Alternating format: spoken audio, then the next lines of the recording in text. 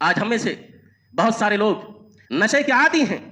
कोई बीड़ी पीता है, कोई सिगरेट पीता है, कोई गुटखा खाता है, कोई शराब पीता है, और ये लत और ये आदत उन्होंने बना ली है। और बारहा जो है इनकी हुर्मत सुनते हैं, लेकिन इसे बाज नहीं आते, इससे नहीं रुकते। कहते हैं काफिर मुंह को लगी है कि छूटती नहीं। लेकिन सहाबे किराम का इम्तियाज क्या था कि उन तक जैसे ही अल्लाह उसके रसूल जनाब मोहम्मद रसूलुल्लाह सल्लल्लाहु अलैहि वसल्लम का फरमान पहुंचता है, वो फौरन बाज आ जाते हैं। अनस बिन मालिक रजी अल्लाह तआला अन्हु फरमाते हैं कि मैं अबू तलहा रजी अल्लाह तआला अन्हु के घर में लोगों को शराब पिला रहा था। शराब की मजलिस जमी हुई थी। इतने में बाहर से आवाज आती है और एक आने वाला बताता है कि शराब हराम कर दी गई। हजरत अबू तलहा रजी अल्लाह तआला अन्हु ने अनस बिन मालिक रजी अल्लाह तआला अन्हु को भेजा कि बाहर जाकर के देखो कैसा ऐलान है।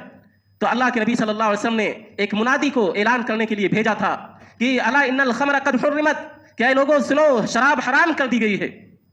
ये सुनना था कि अबू तलहा रजी अल्लाह तआला अन्हु ने कहा कि ये शराब के मटके ले जाओ और इसको बाहर फेंक आओ, बहा दो।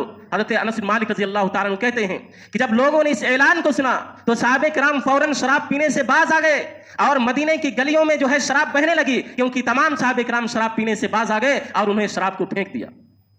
तो ये इम्तियाज था, ये खुसूसियत थी सहाबे किराम की कि जब भी अल्लाह और उसके रसूल सल्लल्लाहु अलैहि वसल्लम का कोई फरमान आता था, कोई हुक्म नाजिल होता, अल्लाह के नबी सल्लल्लाहु अलैहि वसल्लम कोई हुक्म देते, तो सहाबे किराम फौरन बाज आ जाया करते थे।